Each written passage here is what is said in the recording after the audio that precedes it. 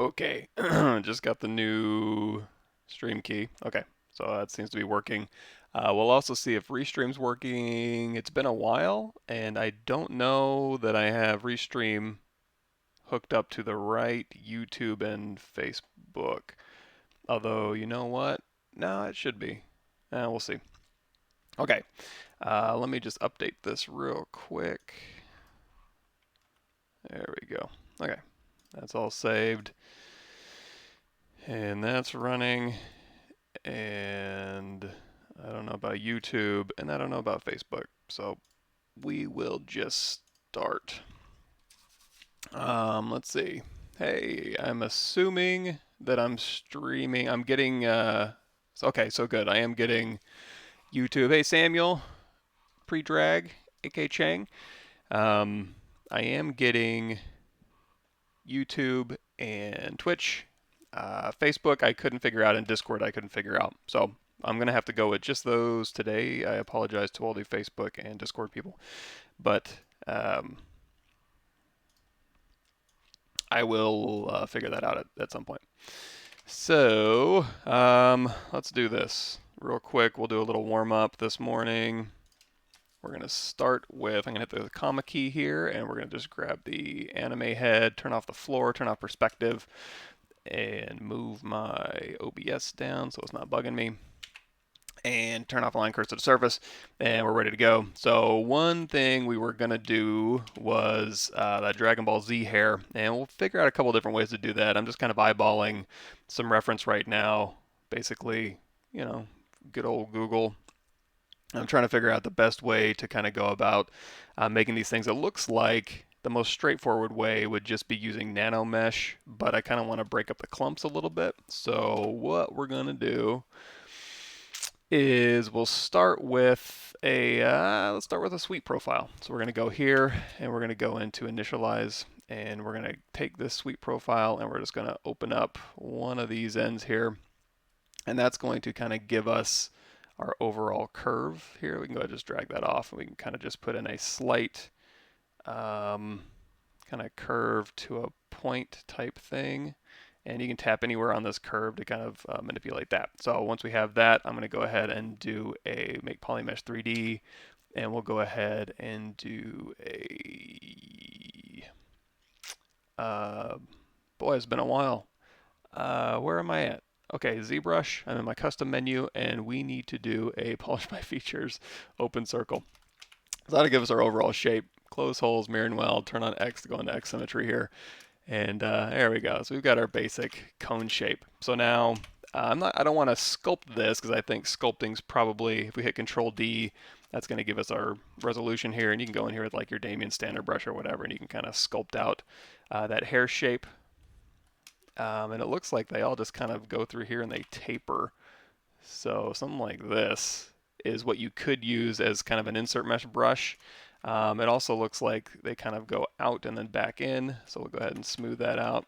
And we'll go ahead and pull this in, and we'll go ahead and, so something like this is the overall shape I'm looking for.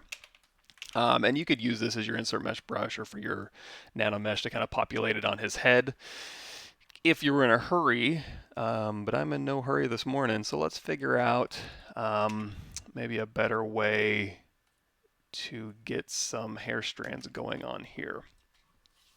Everybody, thanks for showing up. So a couple different ways we can do that. If we want just stylized hair strands, we can go into, let's see, let's go ahead and just grab one of these, what's called polymesh stars, polymesh 3Ds. And then we're going to go to initialize Q cube, and we're just going to grab a simple cube off of here. In fact, I'm going to make it even simpler. Just do X, Y, and Z res down to 1, hit Q cube, and I like to do a little deformation unify, so that makes it Zbrush scaled. And then we're going to hit X to go across X symmetry, and I guess we'll go ahead and do a mirrored weld, geometry, modify topology, mirrored weld across the X-axis. So I'm going to go ahead and just make a hair strand. And let's go ahead and rotate this thing 45 degrees. And let's go ahead and go into our BZM Z modeler brush, hover over an edge, hit the space bar, insert. We'll do multiple edge loops. insert multiple edge loops, and we'll put one right in the middle there, and then we'll go ahead and bevel this edge loop right here. So we get 3 equal parts, and then of course we got to take this top part, Control W, take this bottom part, Control W, and now we've got 3 equal parts here. And you know what? I guess we don't need this middle one here, so I'm going to go ahead and go into turn off X symmetry and get rid of that one there. So we've got our hair strand here. It's kind of pointing away from us. I'm going to go ahead and do a geometry crease with a crease tolerance on. That's under here, geometry crease. And I think we're good to go. So if I do B, create insert mesh new, now we've got this kind of cube that we can drag out. But of course we want to go into stroke here, and we're going to go down here to curve, turn on curve mode, and now we can start making our little hair strand curve. Of course we're going to need to go to our brush settings here, modifiers, and we'll turn on weld point, stretch, curve res, and get a nice hair strand going. And I do have these things creased so that if I did want to like hit D for dynamic subdivision, we can get that look, and we can also use that to pass more cards down in just a second. So with all that said, and of course we do have the new, in 2018 we have elastic and liquid here, so we can go through here, and as we manipulate these we can pull out different shapes, and it'll kind of stay locked, so you can pull out that resolution there if you want to. Cool feature. So we've got that. Oh, we want to taper this thing too. So we're going to go ahead and go down here to our brush. Nope. Stroke. Curve modifiers. And we're going to turn on intensity and size. And I'm going to go thick to thin-ish. So now when we drag this out, we got a nice thick to thin taper. That might be a little too much taper. There we go. So now, if I go back to our what our hair is going to end up looking like here, we can use this as our guide. So we can use this to kind of stick to, I'm going to turn off X symmetry here, and we can just drag down this, and let's delete lower. There we go. And I also want to go into curve mode, sorry, brush depth, and we're going to embed this. You know what, let's embed it quite a bit. So if I tap this, it's going to go ahead and update. So we can go ahead and I'm just going to tap off, and that'll be how much it embeds. And you know what? Now that I look at it from this vantage point, I do want to go ahead and let's go ahead and taper that to a very thin point. So you can go through here. You can use this to kind of just go through and give yourself some hair strands along the shape you have, like something like this. And then once you're happy with that, you can hold down Control Shift, isolate that, invert that, and then you can split hidden. And now you've got a subtool here. We can go into solo mode. You can hit D. And now we've got dynamic subdivision. Oops, looks like when I grabbed this one, I had a little polygroup at the top there. So we'll go ahead and grab that one right off there. Invert that, delete hidden. So now we've got this kind of look. Looks like a little ice cream. And let's see, we can also go into our crease settings. So geometry crease, you can drop that crease level down to like say 2, and then of course you got to go into your dynamic subdivision, smooth, and put that at like 3, and then it'll kind of crease up to a certain level. That's why I have all these here. So I'm going to set this to 1 and then crease 3. There we go. So we can kind of get that kind of look. Let's say crease 2. So you can kind of go through here and you can spiral these things around, which we're going to do in just a second. So that would be a quick way to kind of get stylized clumps. And of course we can do a better job than that. So I'm going to go ahead and delete that. And then we're going to go ahead and hit Control W. We'll go ahead and close holes. Control W. There we go. So we'll still use this as our base, but we'll do a little bit of a nicer job. Hey everybody, thanks for showing up. Alrighty. So we're going to do the streaming topics Gogeta Dragon Ball Z hair, and we'll see. I mean, it shouldn't take us that long. Just looking at the reference, I'm trying to come up with a couple different ways we could, you know, make this a little bit more interesting. Because, like I said, you can go with this and call it a day, but we can do better than that. So we've got our shape out, and then we've got our brush set up. So now, let me think, because we could also Z-remesh this and do modeling, like a Z modeler type thing, where we put this into sets as well. That might get a little bit tricky. Let's stick with what we got. So we got this thing here, and now we can just drag up through, and then this is going to give us our hair strand. So I'm going to place these a little more carefully, and these are tapering a little bit more. And you know what? I do want to turn off elastic. That's something I don't want, or whatever I have on liquid or elastic, I forget. That's under stroke here. Let's go ahead and turn that off. So now when I pull down, it'll just pull along that surface. But I do want it embedded that far, I believe. And also with 2018, when your cursor turns blue, of course, you can manipulate the curve. And if you hold down Control, it'll twist around the curve. And seems to be based on something that it doesn't like on this particular object, which is okay. I don't really need to curve it, but let's see if we tap off. And let me see if this will work. Okay, that one works. Yeah, for some reason, it just didn't like that one. Okay, so we'll go ahead and pull through here. And we can, we're going to update these curves that I'm putting on here, and you can make them bigger or smaller. You can tap S and make the brush size bigger, or tap S and make them smaller. And we'll use Nanomesh to populate this on the head, I believe. But we'll edit these individually after we split them off.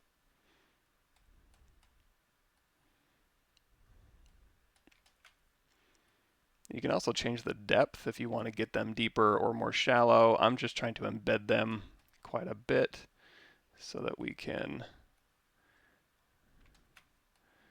make sure they're okay as far as like making the overall shape. Because if I put the depth too high, so if I turn the depth way up here and I just drag them on, we're going to get a very, very thick cone. I want to match this cone that we have blocked out, so I'm going to kind of embed them quite a bit. And you can also, you don't have to go straight up, although that's just the way his hair strands look like they're going. If you wanted to be a little bit fancier, you can go through here and you can just like, you know, build a helix in. And I think this would be the method I would prefer to do, just to kind of give it a little motion and design as opposed to just poofs straight up. But you know what? This is what it is. So this is what we're going to do. So we got this in here, and we'll just keep going until all these spaces are filled up. And then we'll go through there and we'll massage it just a bit once we get this overall shape. And again, this isn't like, oh, here's the perfect tutorial on how to do this hair. I'm just kind of winging it. So we may have to play with this a little bit as we go. And as always, if you guys have any suggestions, shout them out. And we'll give them a shot. So I've got this. I'm going to go ahead and get rid of our underlying shape. I don't think we need that anymore. I'm going to go ahead and split that off. I'll keep it around just in case I do want to go back to it, but I'm going to turn off the eyeball. So now we've got our hair here, and we don't need that curve brush polygroups anymore. I'm going to hit Control W, make it all one polygroup. Actually, even better, I'm going to go down here to your polygroup menu and do auto groups. And now you can manipulate these individually. You don't have to go into polygroups. You can, for example, go in here to auto masking. If we do have polygroups, you can change mask by polygroups up to 100, and then just go in here and start moving these things around individually. Of course, you can also just go down here to topological, and you can do the same thing.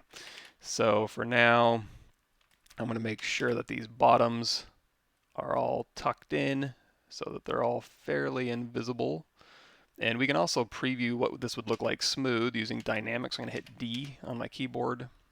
And again, we got dynamic turned on, and then our crease level, I'm going to set the, like, say, 2, and then smooth subdiv to 3. So that'll give us our overall look here. And I'll show you a little trick. If you want to continue using these stylized hair cards to make more hair cards if you want. So we'll go over that in just a second. And that's a trick I learned from Tony Reynolds. Let's see. Okay. And this one here, we'll scooch. All right. So, and also you're going to notice these are pretty hollow. If you wanted to go in there and fill up those spaces, you could just make a thinner cone and then continue building up on the outside. I don't think I'll need to fill those up. I don't think I'm going to have any lighting issues or anything like that.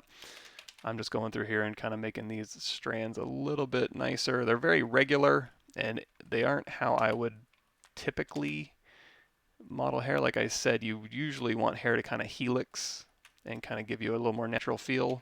But looking at the reference, natural feel is not what we're going for here.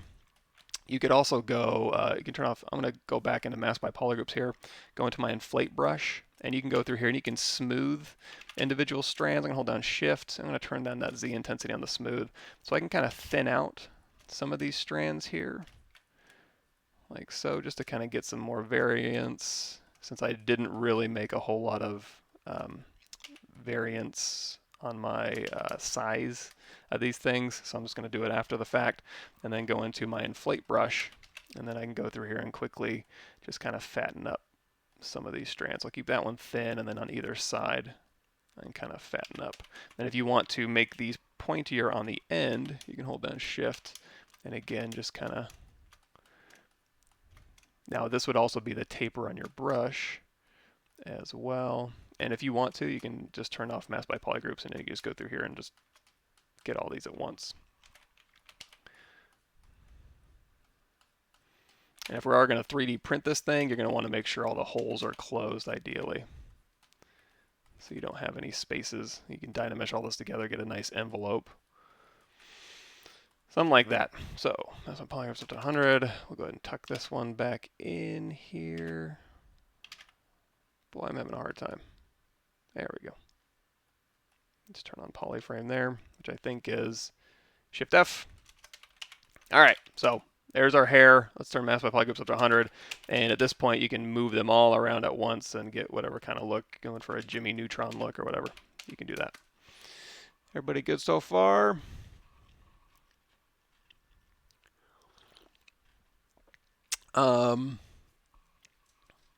So question, your GDC talk, do you think creating a pipeline for accomplishing any entertainment or art project when you have Mozarts and non-Mozarts working together, does the creation of pipeline not slow those Mozarts down? No, and I think Mozarts think they're faster than they really are, and they may be faster, and by Mozarts I just mean people who are really good at their job. It's not a bad term, obviously. But when you have a team of 60 and you have 3 people who are really good at their job, there's still only 3 people. So even if they're super good at their job and they're good, they have these tool sets and they just sit at their desk and they get a lot of stuff done, that doesn't scale across a team. I would rather have 60 people working at full capacity than 57 people working at minimum capacity and then 3 people working at full capacity. Or above full capacity, if that makes sense, because they're so efficient, so good. I would, it's that scalability that I'm more interested in. And of course, you don't want to set up a workflow or a pipeline that's going to make your really good people feel stifled. If anything, it should make them even faster because it makes their processes procedural so that everybody gets the same boost that they inherently have. It's just spread out among the team. So whatever they're doing and whatever they're doing well, that just gets propagated out to the rest of the people on the team in the form of tools and workflows and pipelines. And in that way, everybody can kind of be a Mozart, or at least starts approaching Mozart level. But yeah, you're right. You don't want to set up a workflow or a pipeline where your really good people are like, oh, I had everything set up the way I liked, and everything I'm doing now is just super slow because I have to work in this shitty pipeline that you set up. And that should never be the case.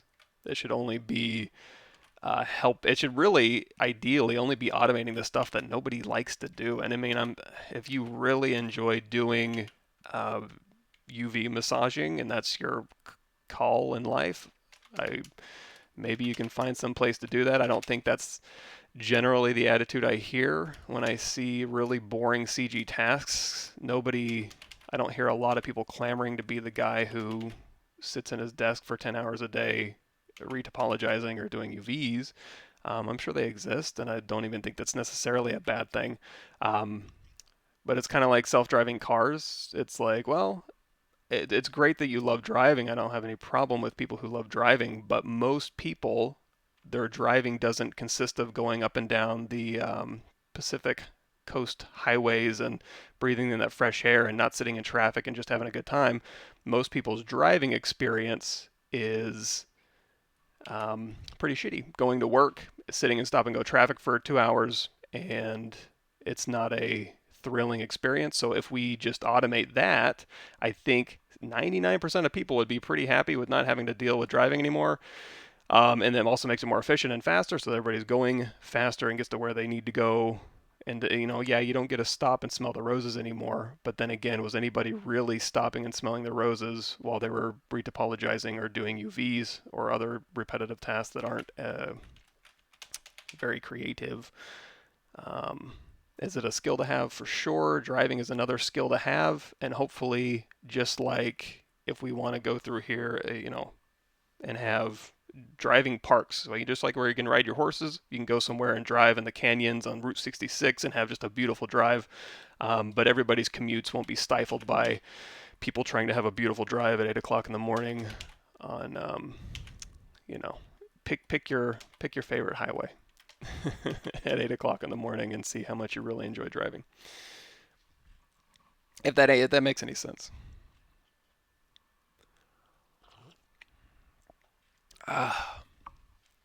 Everybody, thanks for showing up. Yes, so the reference images is I just googled Dragon Ball Z Go-Getta, and I'm just looking at kind of getting an overall view, and I I can't tell the fan art from the real art, I don't think. So I'm just kind of going with the most repeated images I see. Hey, so question from the how to make any brush like move topologicals? Yeah, that's a good point. So you can't probably make any brush like move topological, but you can turn topological on for any brush. So if you go into, like, say, the standard brush, all you got to do is go into auto masking and turn on topological. Probably not so useful for a standard brush, but like for the move brush, it's super useful, as well as maybe snake hook. You can turn on topological with your snake hook here. And if you turn on Sculptures Pro, obviously we talked about this the last couple times. Oh, you know what? Now that I think about it, so we got snake hook here, and I think we have masking by polygroups. So turn masking by polygroups off, and then you can use Sculptures Pro. So backface masking will gray out Sculptures Pro, as well as mask by polygroups will gray out Sculptures Pro. But topological, it also grays out Sculptures Pro, so never mind. So if you do want to use Sculptures Pro with snake hook, have all that off there. That doesn't mean you can't isolate it, mask it. Or hit W and then Control tap any one of these polygroups, and then go in here with Sculptures Pro, so you can mask if you want to. Boy, that's giving me some interesting results. Let me look at some settings here real quick. Tessimate, no. We are looking for dynamic tessimate. That's fine. That's fine.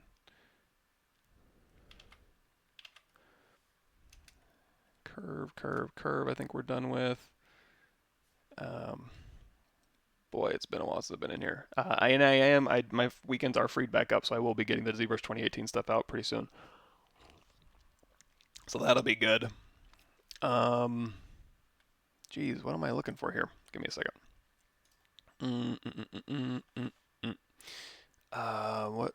Okay, my drive.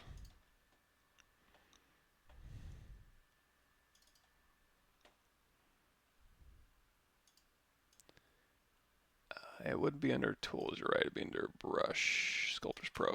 So it's enabled using Global. And then under the Global settings here, we got Tessimate, and launch this, please.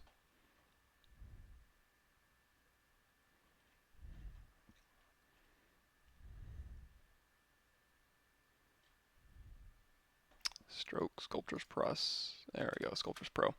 Adapt to size combine turn on should be fine. This all looks fine.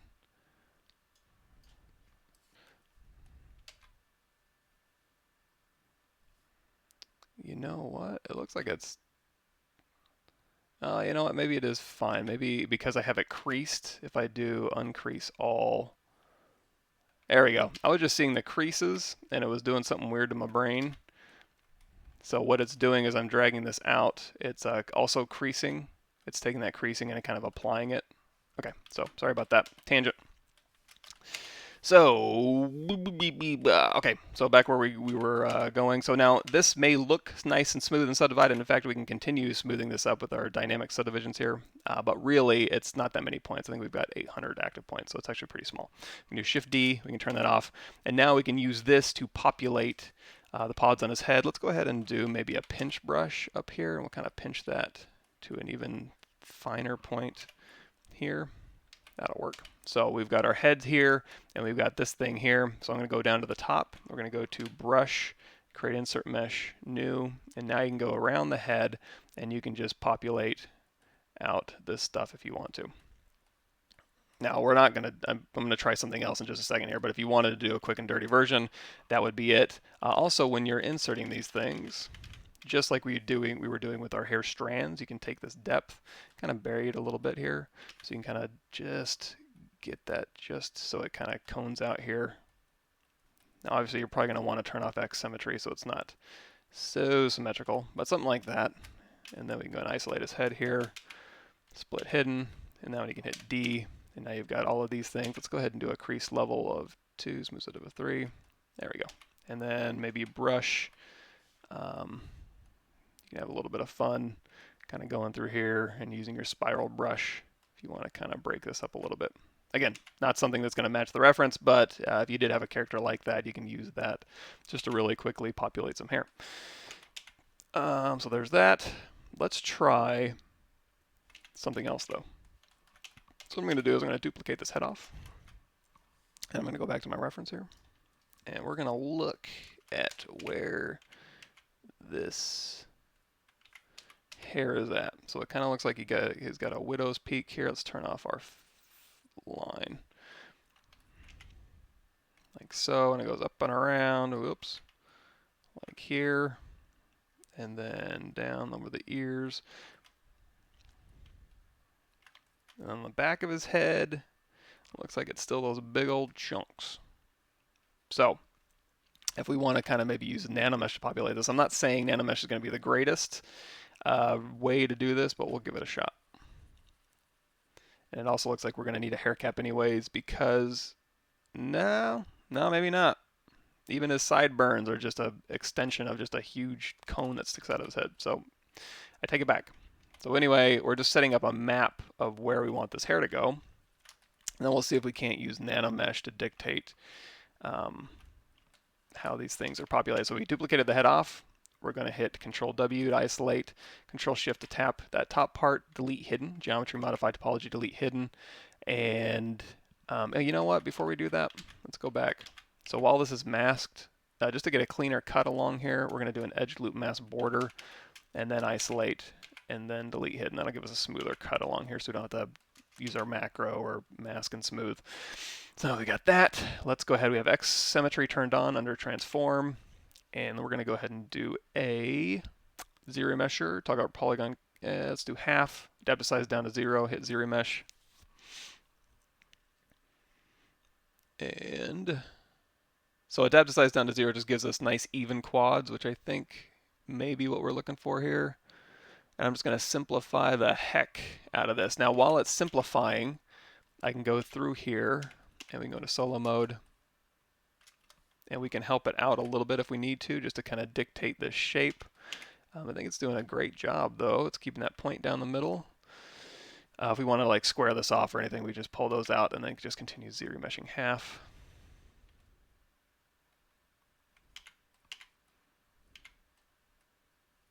Transparency mode. Ooh, let's see if we can keep pushing it. Half, half, half. Okay, yeah, I think we're at the lower bounds of what we're going to get out of this, which is fine. So we'll go ahead and let's go ahead and do a deformation inflate, and we'll kind of get that closer to the hair cap here. And now we can kind of use this as a way to populate our nanomeshes. So we have our sweep selected out there. So at any point we can go to our zero mesher or Z modeler brush, BZM, hit M, go ahead and select that, and now when we hover over our face, we can do insert nanomesh, polygroup all, and then we can just insert these little cones, and we can put one in each. Let's go ahead and turn off transparency mode. So with nanomesh, we can go through here. We can also use, would fiber mesh be a good way?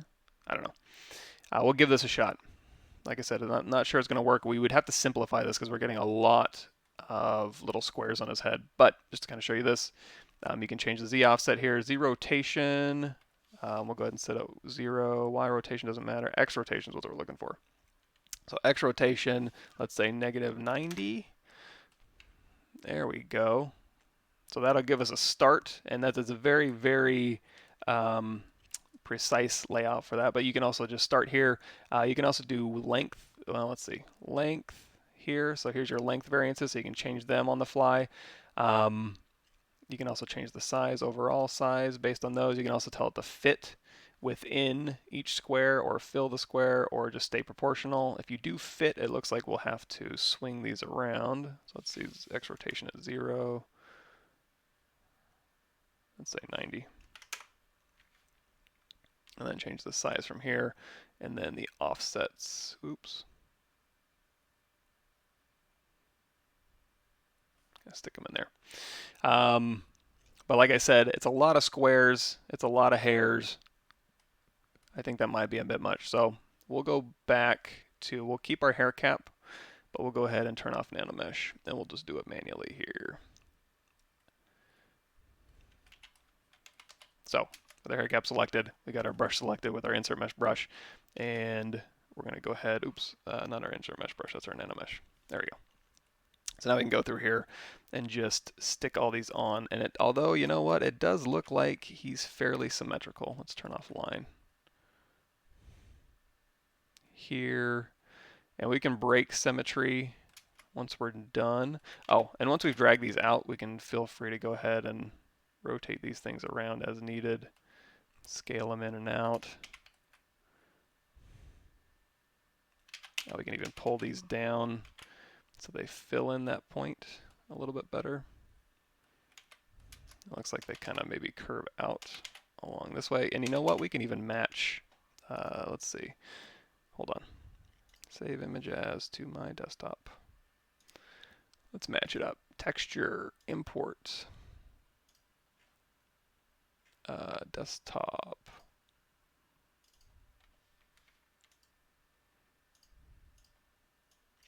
There we go. And you know what? He's kind of looks like he's... Is his hair supposed to lean off to the side? Hard to say. If we did want to correct that just temporarily, we can just rotate that around. There we go. So if we match up the head here-ish, we can start dialing in. Now obviously he's looking down a little bit, so we can kind of match his head shape and then start dialing in his hair to the right size. So, and you know what? We can even paint in his face if we want to, so we can kind of line up his face here. Let's have X turned on. We can turn on RGB, and we can just paint in that face there. So that could even give us a good start for if we want to model his head there. So we've got that on there, and I'm going to go ahead and save this camera view. So we're going to go up here to Movie, Timeline, Show, tap to put a little dot in there, and then go ahead and unshow that timeline. So now if we move this guy around, we can just use our arrow keys to, left and right, and that'll snap us back to there. So now back to these things here. We can scale these up, rotate them back.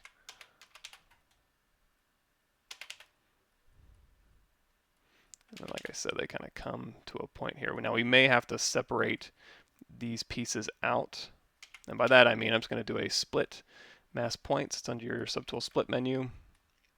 And I'm going to go ahead and say, give me all these. Well, hit X to go across X symmetry so it's off, and then Control Shift A, split hidden. And now we can move these things independently and make sure they kind of stick together down here. We can also, again, turn on D, dynamic preview here. And again, crease level 2, smooth level 3. There we go. And then again, arrow keys to snap us back into position. And we're off to the races. Shift Z. There we go.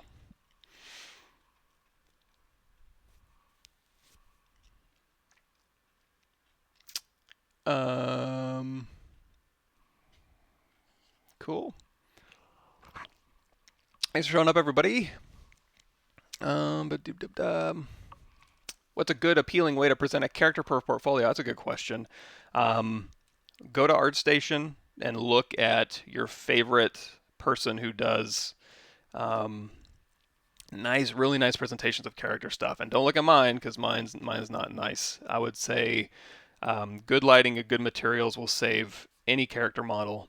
And then also, if you can kind of set them, ideally, you can put them in a scene with a pose and really kind of sell your character quite a bit instead of doing what I do, which is lazy man's front 3/4, back 3/4 with whatever lighting I happen to throw into an image in whatever rendering program I'm using.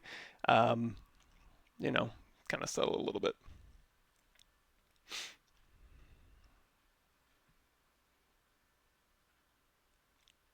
Cool, cool, cool.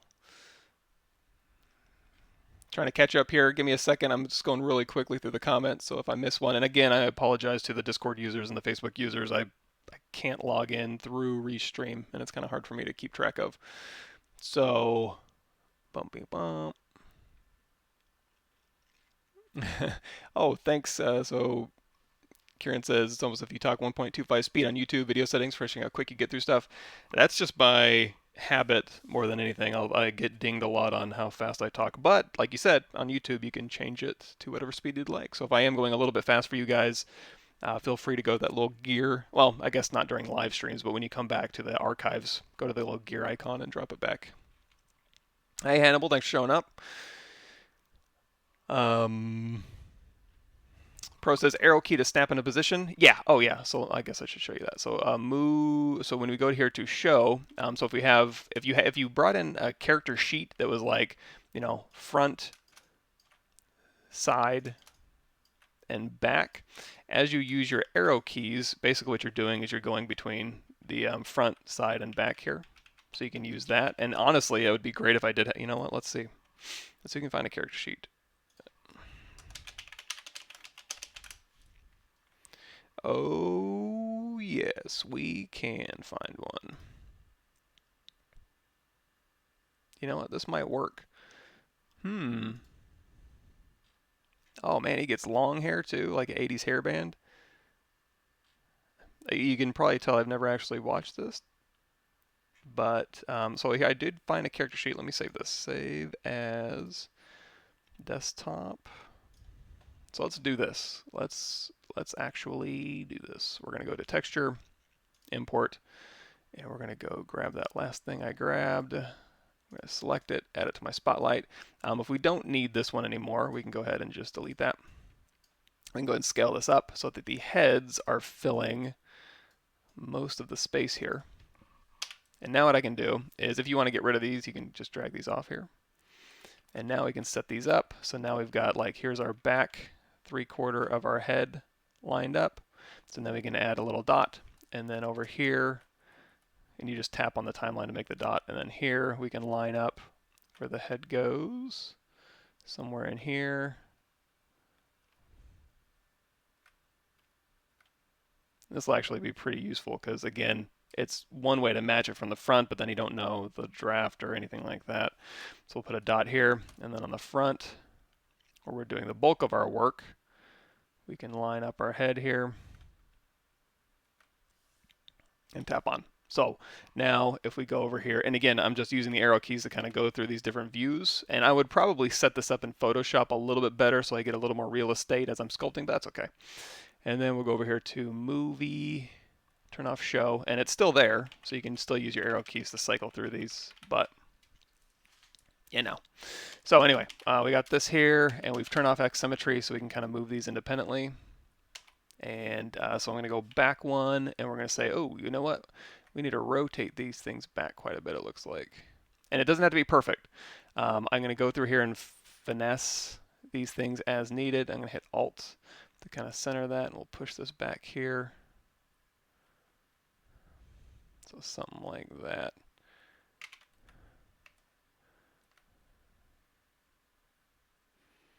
And you'll notice that, you know, when you're getting 2D concepts, things aren't going to line up, so you're going to maybe have to pick one or the other. That's just kind of the nature of the beast, but that's okay. We'll just kind of dial it in as good as we can. So again, go back to our brush here. And instead of using nanomesh or any sort of auto-population thing, we are going to have to brute force this just a little bit. So let's go ahead, and if we want to stick with one of these, we can just hold down Control and drag off a copy and kind of go ahead and position it like so, like off to the side here. And that'll give us a good start, and now we can just scale this up as needed. And we'll go ahead and scale it this way as well, kind of thin that out just a bit. And then we'll go to that last view here, and we'll just line up this thing here. We can scale it non-uniformly as needed first before you start using your move brush. So we can kind of line that up, and if we want to, we can go ahead and do another split mask points. Just split that off into its own subtool. We can also do a quick, again, you can Control drag off copy. We can also duplicate this one, and then we can just use deformation mirror across an x-axis. Hold down Alt, put this in the middle, and now we can just stick this right through here. Now, probably what I would do first is just go ahead and populate all of these shapes here, and then turn it to the side and massage it into the right place. But if you want to go and make sure that you're, you know, basically, and it looks like the biggest deal is rotating these things back as we go. So not a huge deal. Let me match this up. And then this one, again, let's kind of rotate these back. Because yeah, it's going back at a pretty steep angle here. So we want to match this front view, but we also want to make sure that on the back view, everything's sweeping back.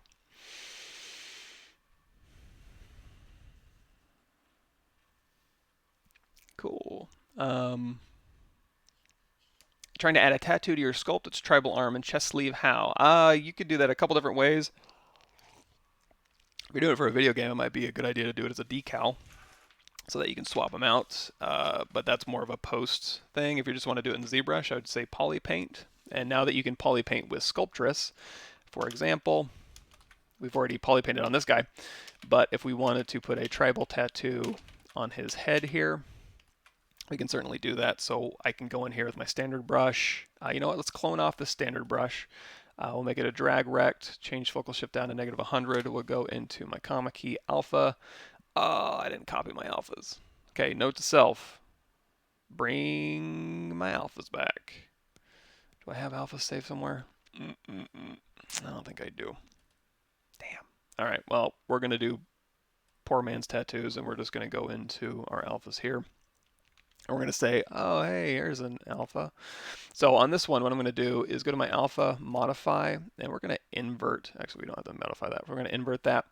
We have a white already assigned. If we turn on that colorize, we can see we are just, turn off polyframe, we are just filled with a white, and then we poly paint on the front here. So if we change this to a black, and then again have RGB turned on, let's change it up to 100.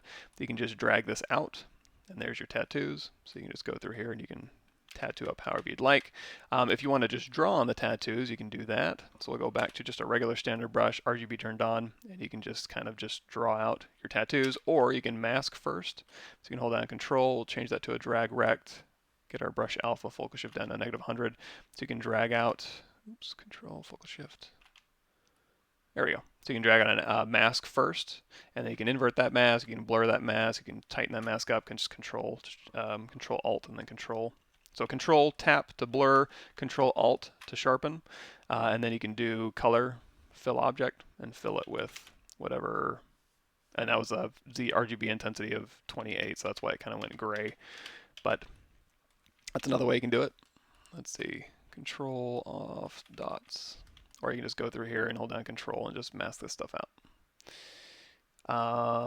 Now, you're going to notice that it's not super high density, because if we turn on line, you're going to see this is the density of our mesh. However, the good news is you can turn on Sculptors Pro mode, have RGB turned on. Let's crank that up to 100. And now your RGB intensity, it'll automatically tessellate where you want your RGB to go. So you can go through here and make very, very clean lines. If you turn this off, you're going to see we're getting kind of a jagged result. That's because it's just poly painting on the vertices. When we have Sculptors Pro mode on, it's giving us more vertices to draw on, so it's giving us a much smoother result, especially, you know, depending on your brush size. Now, again, if we turn Sculptors Pro mode off, you're going to see that's the result we're getting. But then if you look at the geometry and we turn off colorize here, you're going to see we're getting a lot more polygons when we had Sculptors Pro mode turned on. So that's why that's happening. If you need your geometry to stay the same, obviously you don't want to use Sculptors Pro mode. You want to just subdivide up if you want to like keep your UVs or something, but that's one option for you.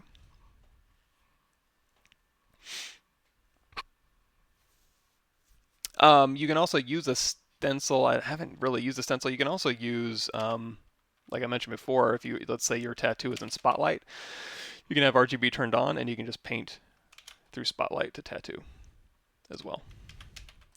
Or you can use, I use Substance Painter to put on a different layer where my tattoos go. Or like I said, if you're doing it in a video game, you can make a decal sheet, an Atlas decal sheet that you can just move your UVs to and just populate. I guess you could do another UV set too, but you can use decals to put tattoos on your character and swap out. Here's I put my character in a pose inside Unreal because it's a game character with minimal scene setup. I think that's good enough. There's certainly varying degrees of good enough and too much, but I think, yeah, that's going above and beyond what I've done.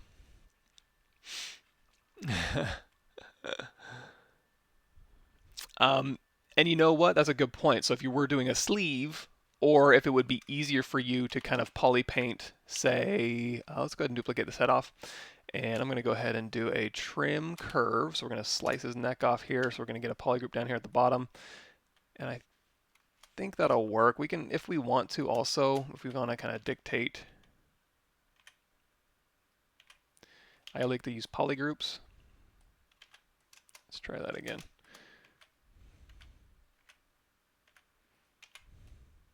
And I'm going to grab both of these down here. So we got our polygroups here. I'm going to go ahead and do a very quick Z-remesher, target polygon. Let's do half, depth size down, keep groups, smooth groups up is fine. Give it a second here. So I'll give you another way to maybe do tattoos. Wait for it. And let's do half. And you can always project back to get your details back. I'm going to skip that part because we're just talking about tattoos. And let's do half. And let's do half. Okay, so we've got our head, we've got our polygroup. So if I want to go ahead and UV this, let's go to Z plugin, UV master. So it is symmetrical, so we can keep that. We'll turn polygroups on, and we'll hit unwrap, and we'll hit flatten. So here's our UVs. If you want, if we do unflatten, well, let's see. We can do flatten. I guess that'll work. Let's see if this will work. Oh, you know what?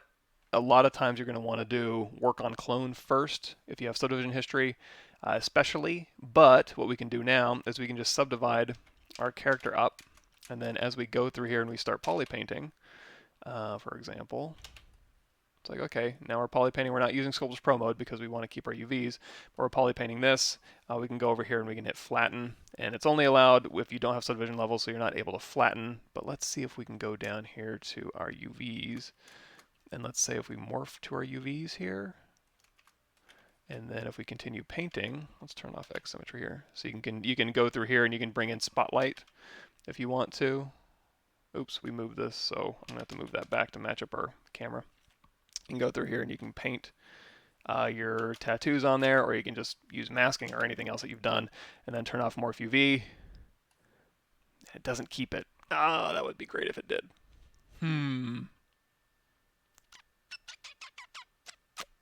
There might be a way to do that. I'm almost positive there is. I mean, worst case scenario, all you have to do is one thing you can do is you can go to ZBrush to Photoshop. I think you can turn on, can you turn on UVs in here? No. UV master. Think. Because you can take these UVs into a zap link, basically. So if you go to your UV map, let's do texture map, create new from UV check. So you can take, this texture here, export it. So texture, let's go ahead and clone our texture. The texture with it selected, export, and then you can take that into Photoshop, do all this in Photoshop. You can also use Go Z and throw it into Photoshop and then paint on the head. So you can use Photoshop to kind of paint and bring it back in as a poly paint. You can take these UVs into Photoshop and then paint on them and then bring them in and go to texture import and then go to poly paint from texture and transfer that to your poly paint if you want. So a couple different ways.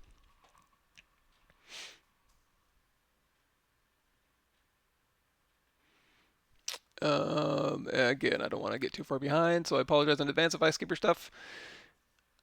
If I close a project and reopen, is the movie shot saved? It might not be, but you should be able to go into movie and timeline. You can load and save timelines in here. So I'm not positive if file save is going to save it, but worst case scenario, you can save your movie out. Let's go ahead and delete that here. Let's go back here. And just really quickly, I'm going to so we're going to set this back here, and then because I moved this, I'm going to put this back where it should go, I think, somewhere in here.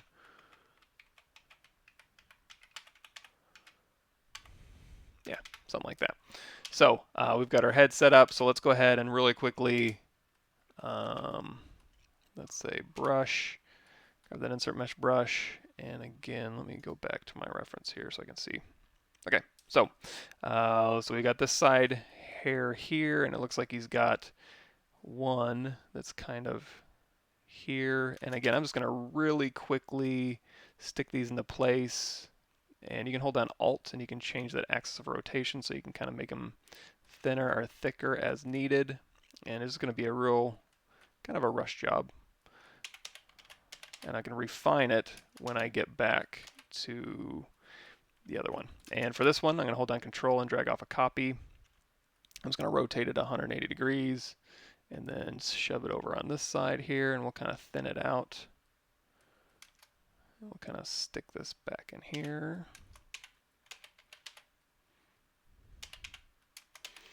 And then so we got this one, which I think may need to be more prominent. That's okay. And then I'm going to Control drag this one out. Now this one, let's go ahead and rotate this back around, is going to be pretty prominent. And again, I want to make sure we're maintaining that back sweep here. And this one's probably going to be a bit of a filler through the middle here as well. So this one's pretty big. And we can probably go ahead and scale this back out a bit. And we'll go ahead and bend it. And then the huge one is coming up.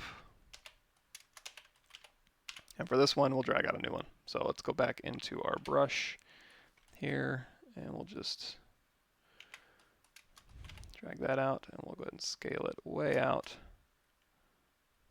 And this one's going to be pretty big.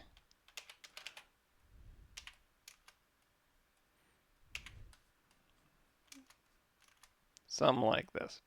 Then we hit Shift Z. You can see the rest of them are kind of just feathered in along the side here, so I think we're in good shape. So bear with me. It's not going to be the most exciting thing in the world, like so much of my other ZBrush instructional tutorials, and it's just a non-stop amazing thrill ride. It's like an adventure every time, except for this part. Okay, so something like this, and then Control copy to drag off. And this is where it would be nice to kind of finesse with maybe a like a fiber mesh would be kind of a cool way to do this. And I'm going to show you not a fiber mesh way, but a hair card way where you can turn these into hair cards if you want to at the very end. We'll see how that goes. So we got this, and then let me get a back view. Instead of using I'm going to use the spotlight to check my math on these, but for now I just want, you know what, that's probably the problem with Google. You know, another thing we can Google is it's a lot, sometimes it's interesting if you go and you Google sculpt, because probably, yes, they've already figured out the best way. So for example, there's miniatures that have been made of Dragon Ball Z and sculpts and stuff. So you can use these as a way to kind of show or just see what ones they put in and what ones they didn't and what kind of arrangement they had. But it looks pretty standard. So it looks, as you go down the back of his head here, they do get smaller and a little thinner.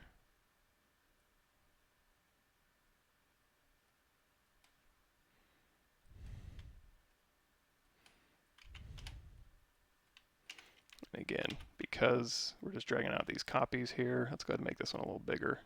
We'll stick this one out just a bit.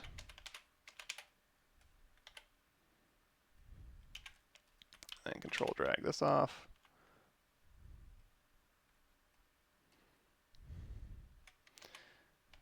Let's go ahead and scale this one up too.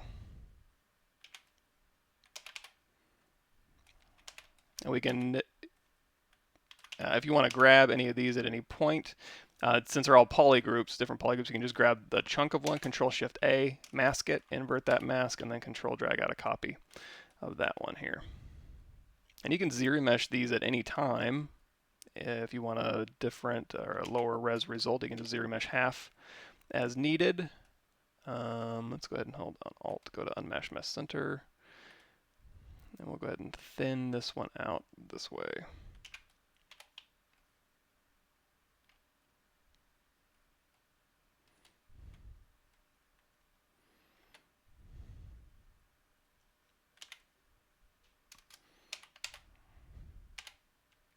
And again, going for that back sweep. And you can always make this all in polygroup if you want to, if that's easier. And then you can separate it back out just using auto groups later if you want to. Anything that's not vert welded, we'll go ahead and save out as a polygroup. And you can also, if you don't want these striations in here, you can just dynamesh them all together and then Z-remesh and get a smoother result, which we may do in a second here. Now it looks like we're getting a little busy back here. So what I'm going to do is I'm going to redistribute. Well, no, that's what I'm going to do first is I'm going to go ahead and put in the last few, like maybe one here, one here, one here, and then one here. And I'm not making them the right size or anything, but what I'm going to do is I'm going to clump these together. Let's put in one more here. I'm going to clump these together.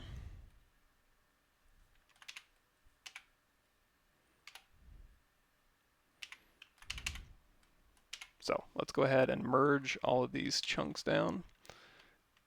That's under Subtool Merge. So again, if I go ahead and do auto groups, it's going to make all of these into all of these pieces in their own auto groups. And then we can go through here and we can say Control Shift, select lasso. We can grab this one, Control W, and then grab this one, Control Shift A. So we can grab this one here, Control Shift A, Control W, Control Shift A, Control W. And this will make it so I can just, split these off into their groups. Control Shift A is under the visibility menu for Grow All.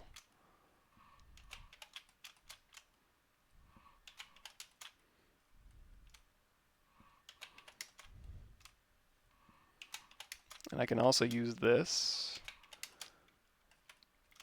when I go to the back. Let's say grab this one here.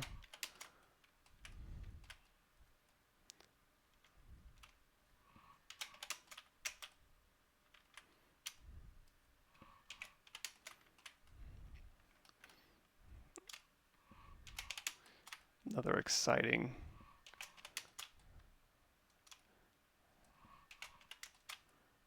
and one more. Now this one's getting, oops, looks like we kind of missed some in here, so I can grab this one here, invert that, and then grab these little stragglers and then merge those together. And then any of these things that are in the way, we can go ahead and isolate them. Looks like we do have some stragglers here. Whoops.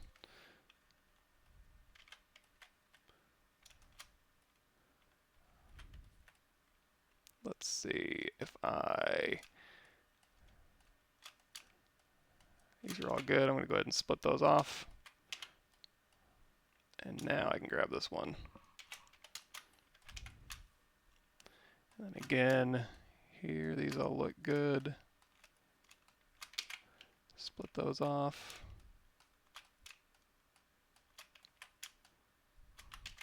Split those off. Make those all one polygroup. This one, this one, this one, this one, this one, and this one. Okay, so now those are all regrouped nicely.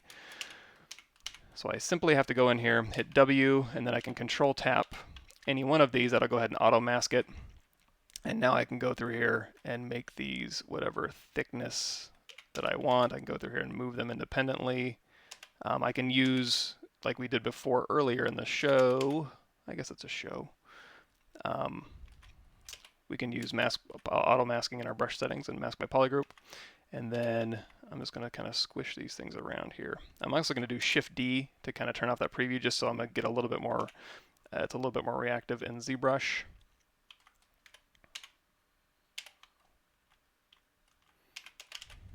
And I'm going to go through here, I'm going to fill these out. So I think on the back of his head, this goes all the way down to like his neck here. And of course, this is like a very childlike head that we're doing. So he's not all muscled up or anything like that. But that's okay. We can always change that. That's pretty easy to change, and then move around our hair cards as needed. So I'm going to go through here. I'm going to scale these out just a bit.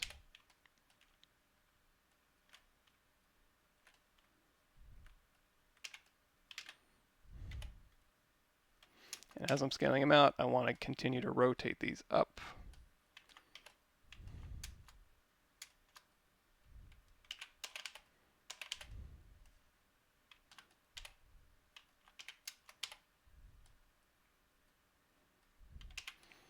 And if you want to use Transpose, since these are all different polygroups here, you can hit W and then hit Y to go back into Transpose. And now if you just click on any of these, I guess you do have to still, so you can use, oh, you know what? We got to go into our brush here. Auto masking. Mask by polygroups up to 100. Now I think if you use Transpose, yeah, it'll go ahead and, so that way, because if we don't have Transpose turned on and we just click on any of these with our gizmo, it's not going to work. But we can use Transpose in here to very quickly, the first one you touch, you can go through here and you can just rotate it as needed. And scale it out as needed. So it might be a little bit faster instead of control clicking with our gizmo to just simply go in here with our move brush, like so. And if you want to lengthen them out too, you can just grab the move brush and lengthen them out too.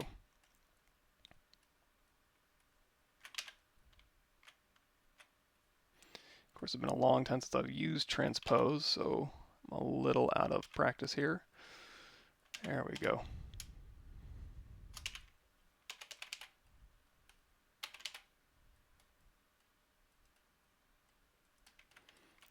Fill this up. And while these are all together, you can, obviously turn off mask by polygroups down to 0. You can use deformers on this thing. So let's go ahead and go back to our gizmo.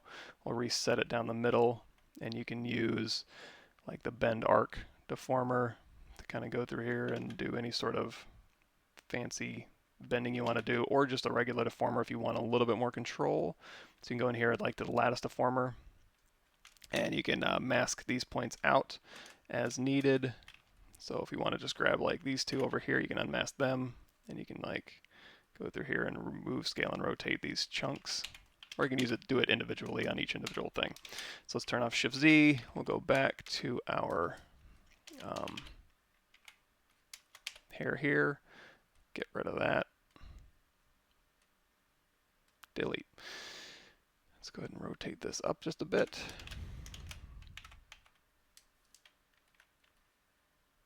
Oh yeah, we were looking down with this one too. He's always looking down, so that would be why. So I probably need to resave this view.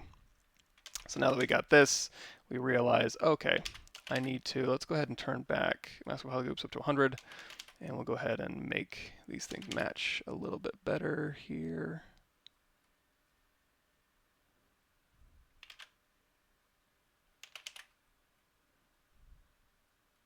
I guess he is kind of, the hair is kind of leaning over to the side.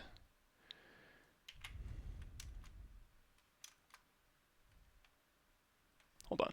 Movie, show. Let's go ahead and get rid of these. And then I'm going to move his head down just a bit. There we go. And the other ones I can just eyeball.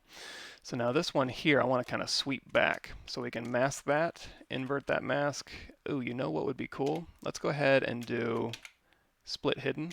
Hit W. Let's go down the middle of this object here. I'm going to put my pivot so it kind of follows the flow of this strand here. Then I'm going to go into our bend curve deformer. And now I'm going to say curve resolution is fine. Axis is what I'm looking for. So now I can go through here and I can just manipulate these along the curve here. So that'll give me a little bit more control. So let's go back here. And now I can match this little hair strand up here. So individually you can go through here and kind of sweep these things as they need to be. Cool. And it looks like I need another hair strand out here to the side that kind of sticks out this way. And I guess we can kind of use these for our purposes here. So W.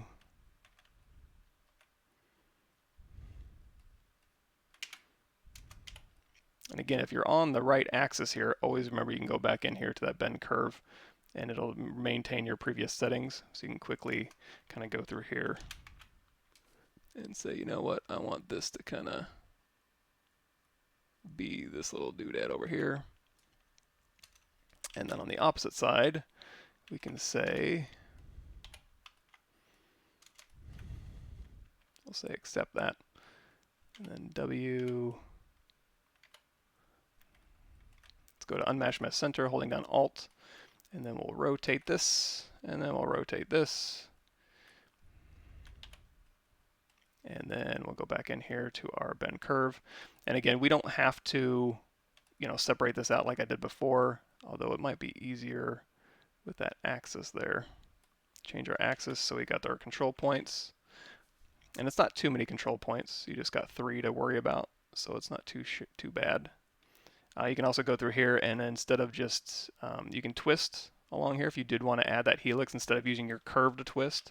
If you guys can't see that enough, you can see you can go through here and you can twist along these, which will give you a much nicer look. It's not what we're going for here because he doesn't have a twist in his hair. And then you can also squeeze or in any direction here and also scale so you can kind of fatten it out a little bit. So you get a lot of control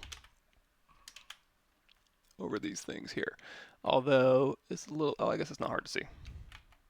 Sorry, I'm blind. So we can kind of fatten this out and move it up. Here we go. Alrighty. So something like this, and then you just need to go through here and fill these things out. And what I'm going to do is I'm going to say accept, W, move brush here, and we're just going to manually kind of shove these things around. So I'm looking for a faster solution. And also, I have to take my truck in once again. There's a rack and pinion leak, and I went to get I got my oil changed, and I had a headlight that was out, so I had them fix the headlight, and my headlight is out again a week later. So I'm afraid there's an underlying deep-seated issue here. Let's go ahead and merge these ones down again. So we'll see how that goes.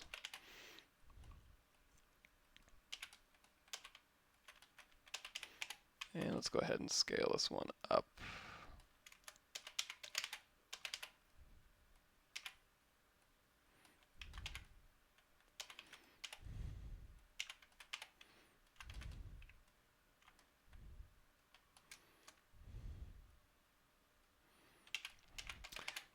And again, sorry it's not overly exciting, but sometimes this stuff isn't that exciting. Now, when I do drag off a copy, it's going to maintain that exact same polygroup, so I probably do want to go in here and make these different polygroups. Usually it's not a big deal if you're just using plain Jane insert mesh brushes, but oh, that's the hair cap. And let's do a couple more. Actually, let's just scale out these ones here.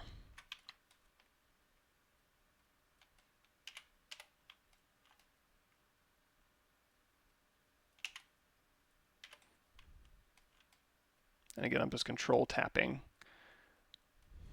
I don't know why I keep saying and again, and again, and again.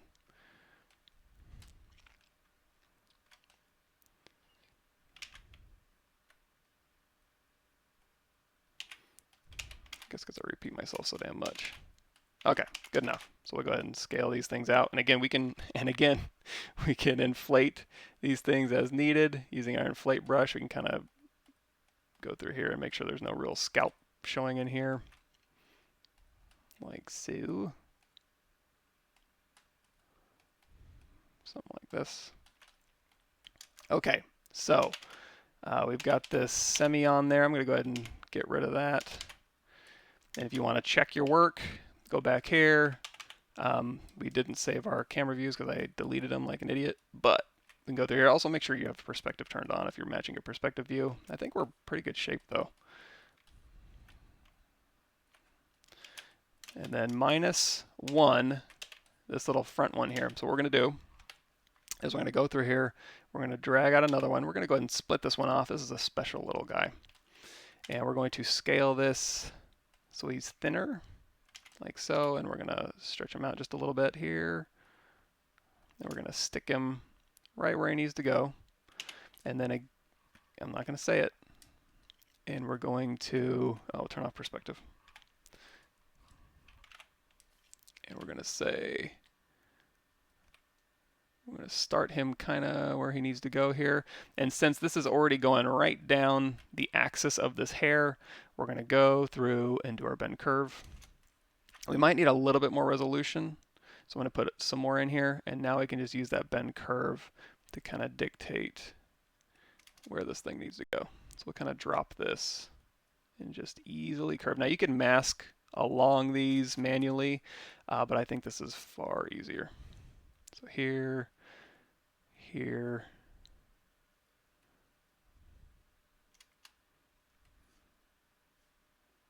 something like that.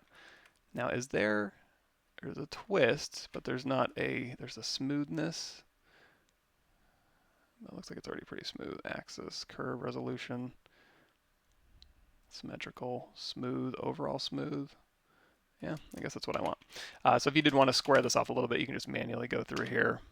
Let's turn off Mask by Polygroups here. Hit Control W.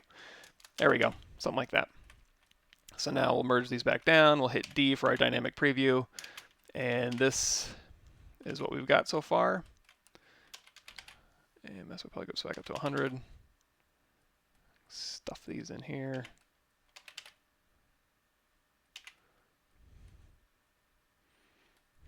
I'm not going to do a ton of cleanup work, but you can make this nicer.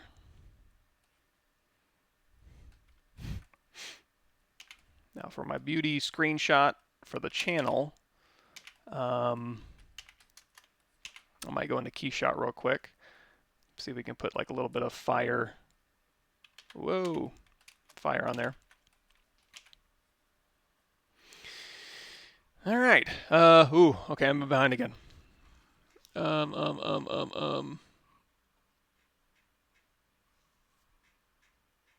right, I might have to skip some of these because again, I might have to leave a little bit early today, since my wife has to take me into the mechanics and then drop me off at work.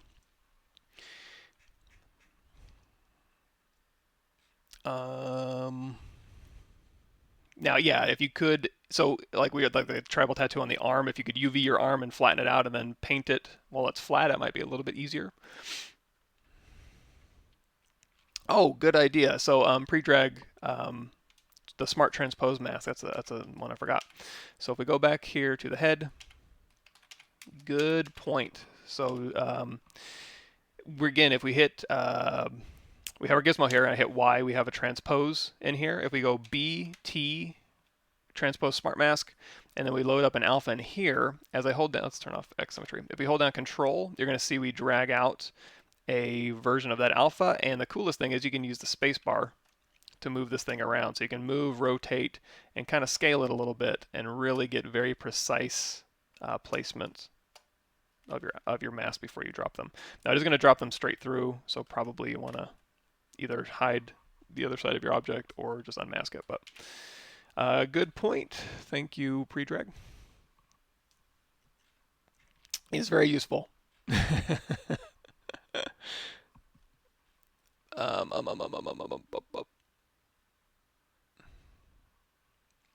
there a way to make it 3D and put it on the arm so I can use it in Keyshot as a light source? Yeah, that would be like an extraction. So if you wanted to do that, so we'll go back to our brush transpose smart mask, and then drag this on here.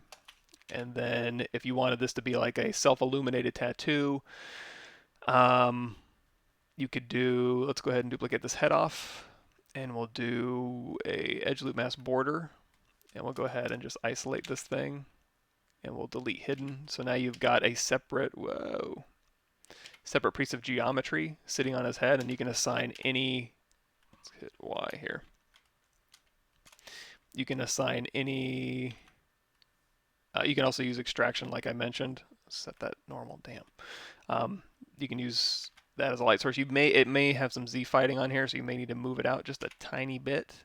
There's settings and engines that'll go ahead and get rid of that. Also through here, you may want to do, you know, on a higher density mesh, or if you use Sculptris Pro, to give you a better result than that. But if you need to, you can go in here to masking, mask border, invert that. Let's go ahead and grow that mask. Wait, mask border, grow, invert, and then we'll try a polish by features just to smooth out those lines just a little bit here. And at this point, you could even zero mesh it if you wanted to. Give you a little bit of a cleaner result.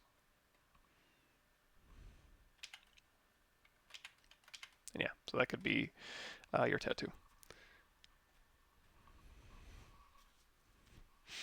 Like Prejug says, using Matchmaker brush as well. And if you had something on here, it would be the Matchmaker brush that you could put an object in front of here. Brush, insert, let's some with some decent geometry.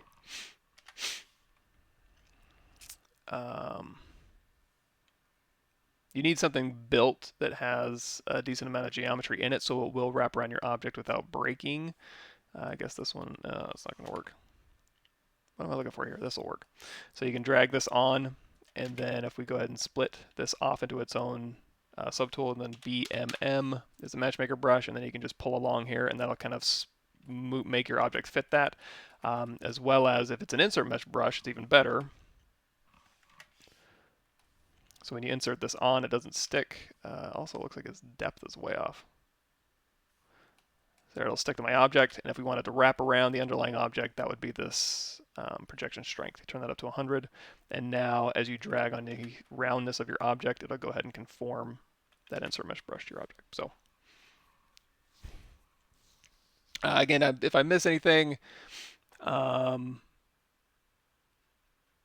apologize in advance. I'm just kind of quickly going through here. Projection of a t-shirt is getting weird interfaces on the outer side. If your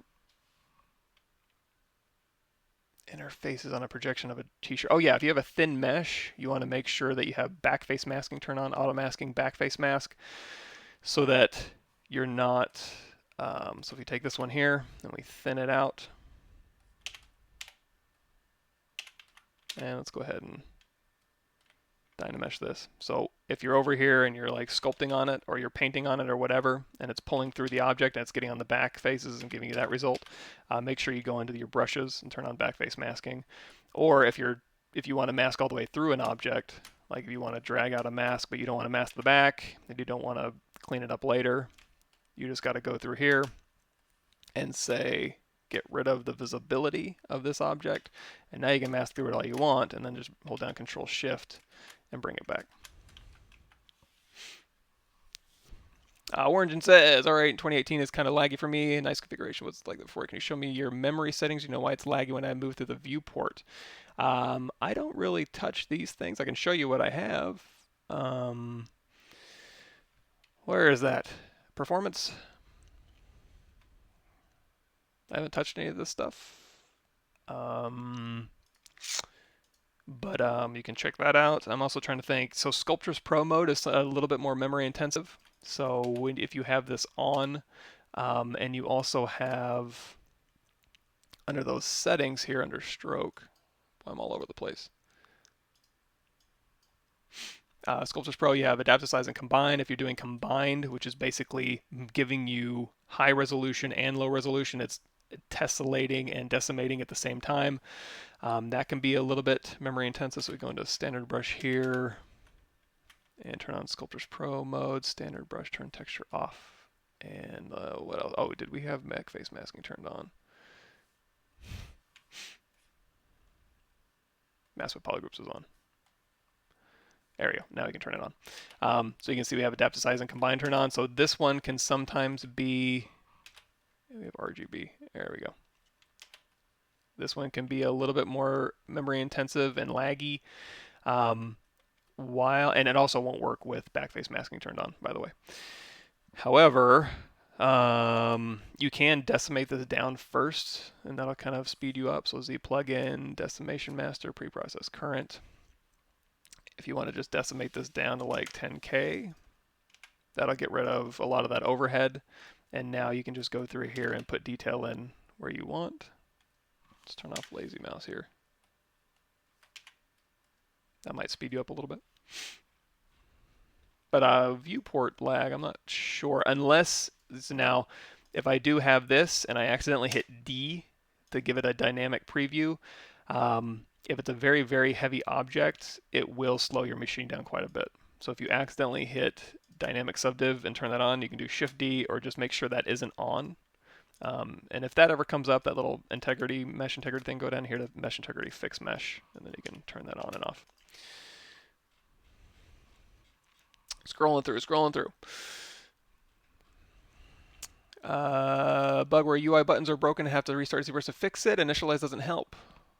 I haven't had that. I have had it come up, where some things are missing, and that's just because you have like a poly primitive, so it looks like it's kind of broken in here. But as soon as I hit make polymesh 3D, it all comes back. But I haven't had anything in my UI break. Although every major release of ZBrush, I remake my UI from scratch. I'll take a screenshot of the old ZBrush, and then I'll just manually go through and rebuild everything from scratch and replace everything from scratch that I like, just because I don't want any weird gremlin stretch compatibility issues. So that might be something. Hannibal says, "Hey Mike, when you do portraits, I've seen you draw on a flat plane around an orb. How is that done? And can you use that other flat plane over a photo for a likeness? Draw a flat plane around an orb. Flat plane, like around a sphere. I'm not sure what you mean. Like if I painted it, like we did with our guy here. Is this our guy? There it is. Let's turn off solo mode. Delete. Show. That we don't need. This we don't need. Yeah, like when we were painting on Spotlight, you can use this, if this is what you're talking about. You can for sure use this as a way to just kind of put your features where you want them.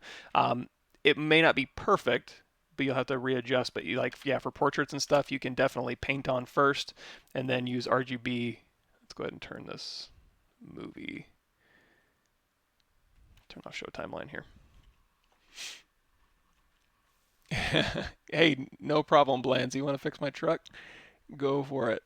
I am tired of taking it in. It's getting up to around 130,000 miles. It's a 2008 Dodge Dakota, so it's getting up there.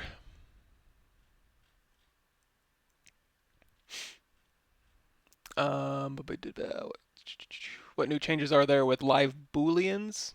Nothing that I can think of off the top of my head, other than you can do remesh by union. It's in here, but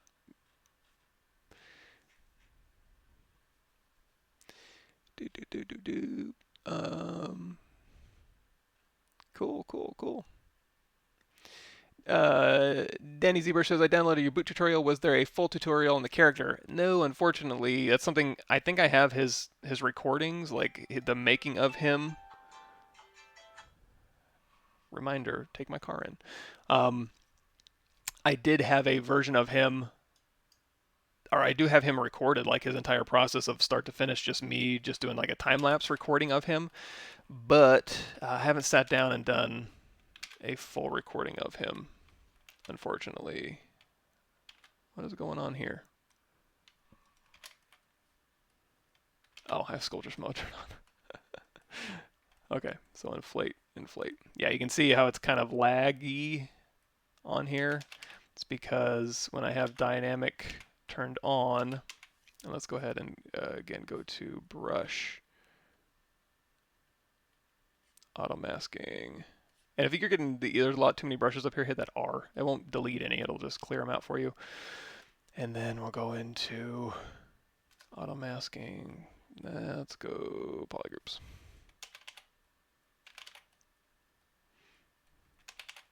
And remember, at any point, I can go through here. I can mask one of these things out. And if I can go to mask mesh center, put it right down here, because it might be a little bit easier to take a bend curve. Wish that was the axis. I see orange in here and I want to make that the axis here.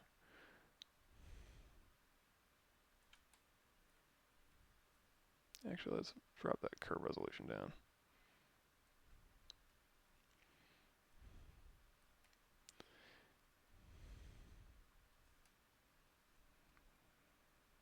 Part of the problem is he's got a lot of mesh way underneath his head.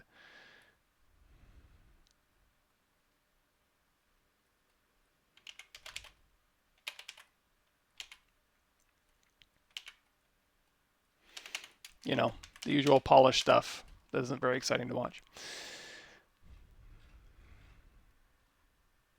Cool, cool. Light startup. How can I change it? Light startup. Oh, like your lights in here? I think if anything you do, you change in your light menu, if you just save a, go file, save as. And in fact, if you always want to be able to pull from this, if you do like Zbrush, no, Zbrush. Here we go. Program files, Pixelogic, Zbrush 2018, Z projects, and save it in here. Anything you save in here, so we'll call this, save this file in here. So if you have a project set up the way you like it, all you got to do is when you load up ZBrush, it'll go to the project tab, and then you just need to double click on the Z project and that'll load up ZBrush with all your settings. There's the Startup Master, which I don't think I have loaded, but you can check that out. That'll be on their download page. That might have, I don't know if it has light settings necessarily, but you can certainly give that a shot. But while we're here, and just before, because I'm gonna have to leave, let's take this in a key shot real quick and see if we can't get an interesting effect. So I'm gonna go ahead and save this. And what do we call this guy? Go get a. I'm probably pronouncing that perfectly. We're gonna go to streaming.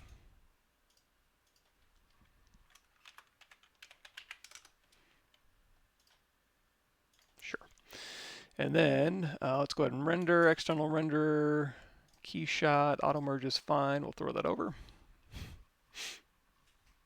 Oh, that's a good point. Pre-drag, you can load and save your light settings as well. Just like when we were talking about, you can do this with Spotlight, you can do this with the movie timeline, you can save and load just those things. Also within ZBrush itself, under here in the light menu, you can load and save right here. Good point. Is there any sort of emissive or lava, or you know what, let's go to the cloud library here.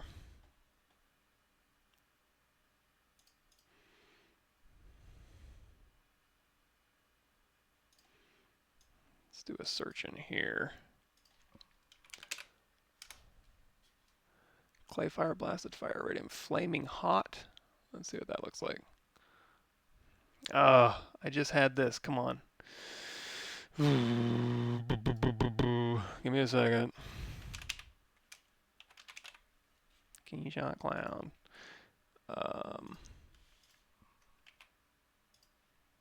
And hopefully it doesn't show the password, just in case I'm going to drag that off. Not that I don't trust you guys.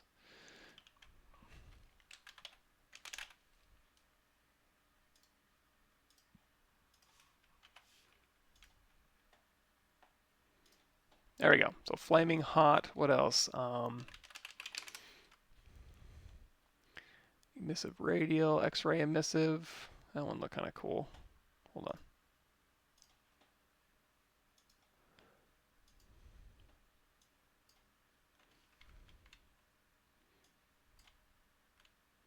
Ooh, it's not what I was looking for, but I like it. Base color, blend with color. It's kind of like a nice metallic kind of look. But if you want to, we can go through here and we can actually just set this to a, let's try like just an area light.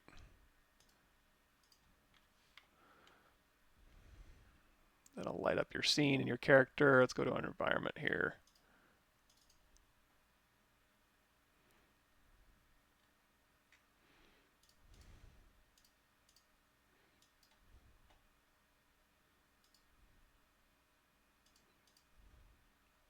But we're kind of missing some more detail in here. This would be something I'm going to have to play with here. I don't think a simple emissive is going to do it either. It's going to look kind of, whoops. I do like that X-ray emissive though. It's got enough detail in there. Got a color ramp. So we can go through here and we can try to change that, although I think it's doing what we want.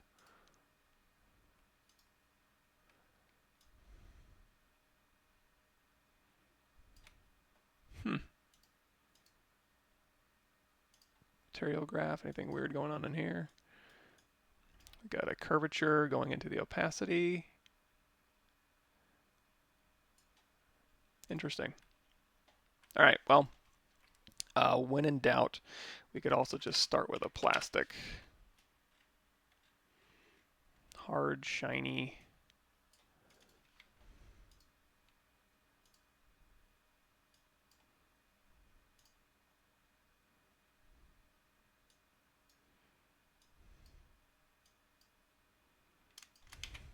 And let's go ahead and grab another environment here.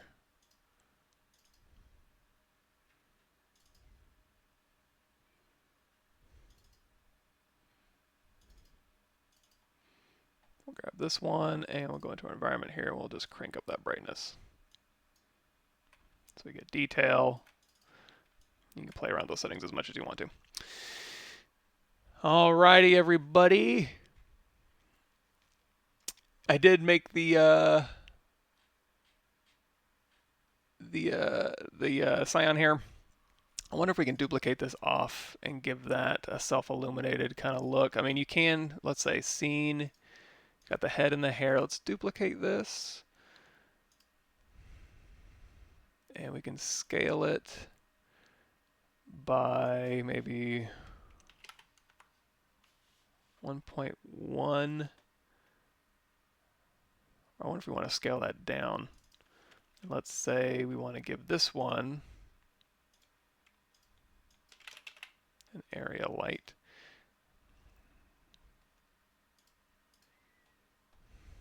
But we don't want it visible to camera. So we can still make it look like this stuff's lighting up, but not necessarily visible to camera. I'll give that a shot too. Anyways, I'm going to call it a day here a little bit early just so I can go take a shower and get out of here. So, thanks everybody. Apologize to everybody on Discord and Facebook as well. It's hard for me to, I can't plug it into my Restream. So, yes. Thanks, and I'll see you this Thursday on my channel, on my Twitch and YouTube channel, all that good stuff. As well as, yeah, I'll be here this Thursday, and I want to say next Tuesday as well. So, thanks again, everybody, and I'll see you next time.